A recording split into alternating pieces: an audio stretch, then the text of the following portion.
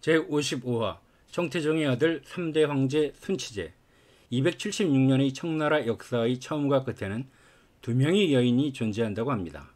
청을 멸망으로 이끌었다고 평가받는 망국의 태후 서태후와 청나라의 발전에 기여한 효장 문황후가 있다는 것입니다.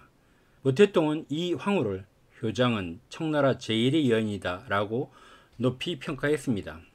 효장 문황후는 청태종의 구남이자 자신의 친자인 복림을 순치제로 만들었고, 손자인 순치제의 삼남 현엽을 4대 강희제로 만드는데 결정적인 기여를 했습니다.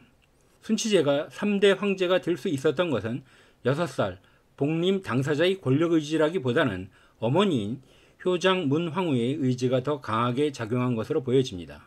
참고로 청나라 3대 러브스토리의 공통점은 황제인 남성이 황제의 자리마저도 가볍게 여기며 사랑했다는 특이한 점인데, 그 첫 번째는 2대 청태정과 해란주, 둘째는 섭정왕 도르곤과 효장 문황후, 셋째는 3대 순치제와 동학비의 순서였고 모두 효장 문황후와 연관이 있는 사건들이었습니다. 해란주와 효장 문황후는 몽골 과이신 부족의 친자매 사이로 해란주가 언니였습니다. 3대 순치제는 전반기에는 섭정왕 도르곤의 영향을 받았고, 후반기에는 중국 이름으로는 탕양막으로 불리는 아담샬의 영향을 받았습니다. 도르곤과 마찬가지로 아담샬도 신하가 황제에게 올리는 예절인 삼귀구 고두례를 면제받았지만 도르곤에게는 두려움에서 아담샬에게는 존경심 때문이었고, 그는 중국에서 가장 성공한 서양 선교사로 불리는 독일인이었습니다. 도르곤이 섭정왕일 때 순치제는 천문대인 흠첨감에서 우연히 아담샤를 만난 적이 있었습니다. 순치제는 수염이 덥수룩한 아담샤를 보고 호기심을 느꼈습니다. 측근들을 잠시 물리치고 그를 곁으로 오게 했습니다. 아담샬이 어린 황제에게 귓속말로 속삭였습니다. 황상께 아뢰할 말씀이 있습니다. 교만한 섭정왕이 국정을 농락하고 위해를 끼치지 않을까 걱정이옵니다. 하지만 신이 그의 안색을 살펴보니 몸이 이미 쇠약해져서 얼마 못 살 것 같습니다. 어린 황제는 의아하게 생각했습니다. 기세등등한 도르곤이 곧 죽을 것이라는 말에 기쁘기는 하였지만 의구심이 일어났습니다. 하지만 도르곤은 1650년 사냥 도중에 39세의 나이로 갑자기 죽었습니다. 신통한 점장이처럼 도르곤의 죽음을 예견한 아담샬은 순치제에게는 구세주나 다름이 없었습니다. 순치제는 그를 마법이라 칭했는데 만주어로 존경받는 할아버지라는 뜻입니다. 순치제와 아담샬 둘의 사이는 황제는 북쪽에, 신하는 남쪽에 앉아야 하는 법도도 무시하는 파격적인 관계였습니다. 하루는 황상폐하, 황상께서는 신이 앉을 수 있는 자리는 모두 앉게 했사옵니다. 앞으로 신이 어디에 앉아야 하옵니까? 라고 질문했습니다. 마법, 짐이 할아버지와 같은 분을 세속의 격식으로 구속하는 것은 참으로 온당하지 못합니다. 마법은 앉기 편안한 곳에 앉으면 그만이요. 라고 답했다고 합니다. 아담샬은 젊은 황제가 때때로 저지르는 유부녀와의 불륜을 강한 어조로 비판하기도 하였는데, 순치제는 자신의 프라이버시까지 간섭하는 그에게 분노했다가도 자신의 과오를 인정하고 용서를 구했다고 합니다. 마법, 인색함과 음란함 가운데 어떤 것이 더 큰 죄인가? 말할 것도 없이 음란함이지요. 특히 지위가 높은 사람에게는 이것 때문에 생기는 화근이 아주 많지요. 이런 외국인 선교사 출신의 신하의 행동에 시기하는 신하들도 많았지만 순치제는 이렇게 말했다고 합니다. 너희들은 짐에게 허망된 욕망만을 심어주는 말만 할 뿐이요. 마법은 그렇지 않소. 그가 올린 상소문의 내용은 자상하기 이를 데 없어서 읽으면 나도 모르게 눈물이 나오. 마법의 인품은 더할 바 없이 훌륭하오. 다른 사람들이 짐을 좋아하는 이유는 오로지 복록을 얻고 출세하려는 생각 때문이요. 그들은 언제나 성운을 추구하고 있을 뿐이요. 하지만 마법은 짐의 총애를 받는 것만으로도 충분하다고 말했소. 그는 진정으로 군주를 사랑하는 사람이 아니겠소? 아담샬이 중국의 천자에게 결정적으로 인정받은 사건은 중국의 기존 역법서를 뛰어넘어 1644년 일식을 정확하게 예측한 사건이었습니다. 아담샤를 존경하며 인질 생활에서 많은 위로를 받았던 또 한 명의 인물이 병자호란으로 청나라에 인질로 끌려갔던 인조의 장남 소현세자였습니다. 순치제보다도 아담샬에 대하여 관심이 많았던 왕자로 서양 문물을 도입하여 부국 강병을 이루려는 포부가 있었습니다. 그는 예수의 신부를 초빙하고자 했으며 자신의 최측근 황관을 북경에 남기고 귀국하였으나 귀국한 해에 아버지 인조에 의하여 죽임을 당함으로써 무위에 그치게 되었습니다. 조선이 아담샬과 서양 과학 문명에 관심이 많았던 왕으로 이어졌다면 분명 다른 역사가 전개되었을 것이라 생각됩니다. 청제국은 몽골이 징기스칸의 후예인 바기제길특 가문과 여진의 애신강라 가문의 결합에 의하여 시작된 왕조입니다. 청제국의 역사에서 효장문 황후는 실제로 황제의 자리에 오른 적은 없었지만 청제국의 가장 위대한 통치자 중 한 명으로 기록되고 있고 후세의 역사가들은 그녀가 없었다면 청제국은 탄생 직후 분열하였을지도 모른다고 평가하고 있습니다. 당시 청태종은 일후사비로 한 명의 황후와 네 명의 황비를 책봉하였습니다. 한 명뿐인 황후는 몽골 페르의 딸로 효장문 황후에게는 고모였고 청태종이 가장 총애한 황비는 친언니인 신비 헤란주였습니다. 효장은 마지막인 네 번째 황비로 청태종은 그녀를 그다지 총애하지 않았습니다. 그녀는 그림자처럼 조용하게 살아가야만 했었는데 언니인 신비 헤란주가 갓 태어난 아들이 죽자 심신이 다친 언니가 죽었고 이어서 신비를 잃은 청태종이 급사한 일이 벌어진 것입니다. 그녀에게 청태종은 남편이자 형부이자 고모부였습니다. 청태종이 1643년 급사하자 궁궐은 혼란에 빠졌습니다.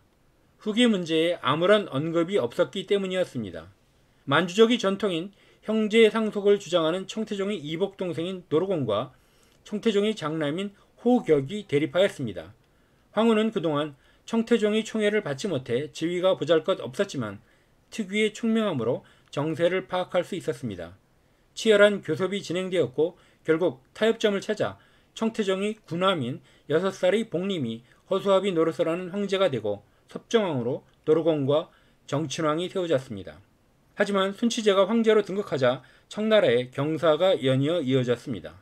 몇 개월 만에 이자성이 북경선을 공격하면서 명나라 마지막 황제 숭정제가 스스로 목매달아 죽고 난공불락의 요새 산해관을 지키던 명나라 장수 오삼계가 스스로 청군을 요청했습니다.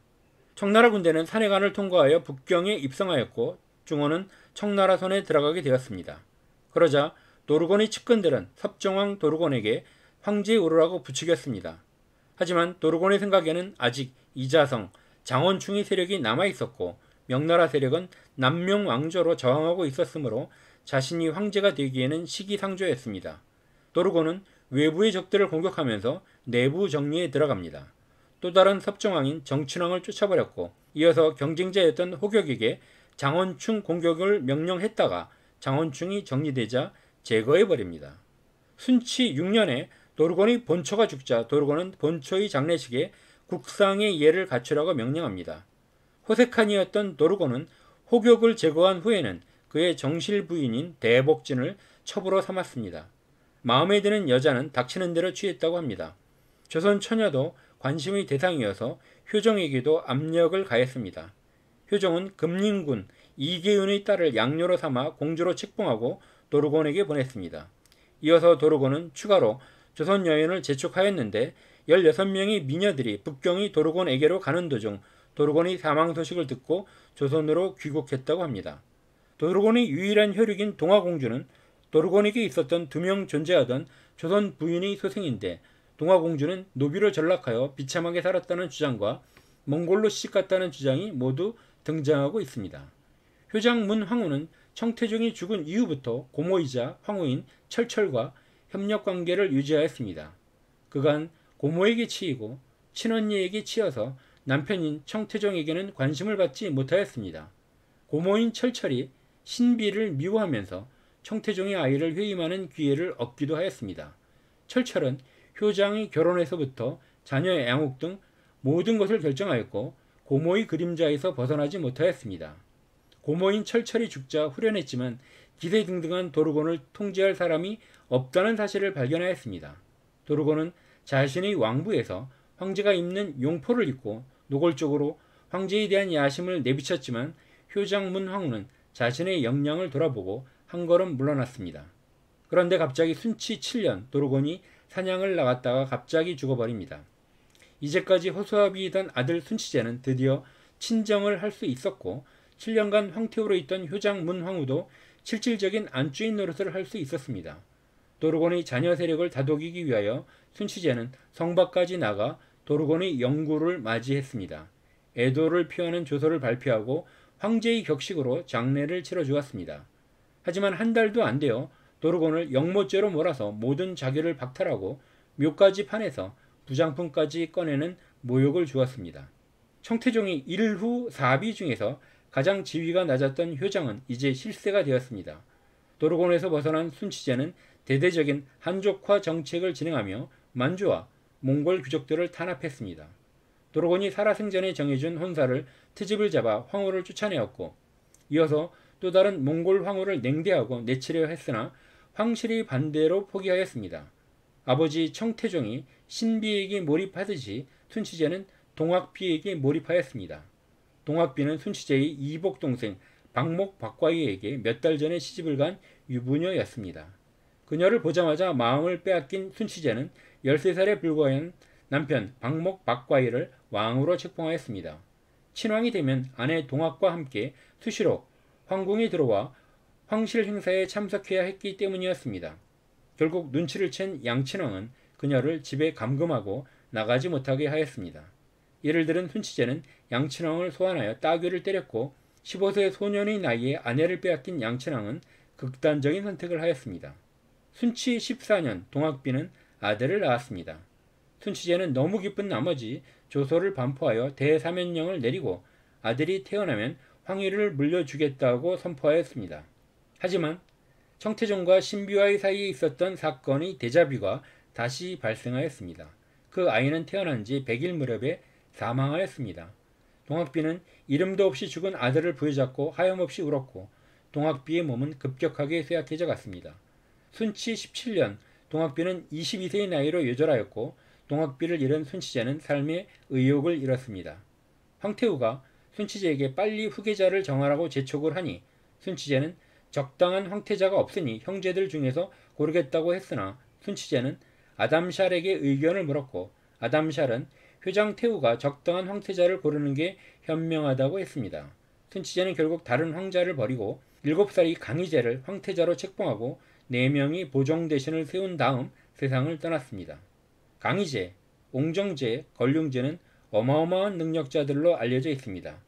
효장 황태후에 관해서는 많은 야사가 전해지며 중국의 역사가들이 역사 이래로 없었던 일로 국모의 몸으로 형수가 시동생에게 시집간 혐오스러운 일로 여긴다라는 비판도 있었지만 걸륭제가 이에 관한 내용은 청나라 황실의 위상에 해가 된다며 더 이상 논하지 말라고 하면서 청의 정사에 언급된 기록들을 삭제시켰다고 합니다. 비슷한 이야기가 고구려 9대 고국천왕이 죽자 부인인 왕후 우씨가 형사 취수제에 따라 시동생 연호와 혼인하여 10대 산상왕으로 즉위시킨 기록이 존재하고 있습니다.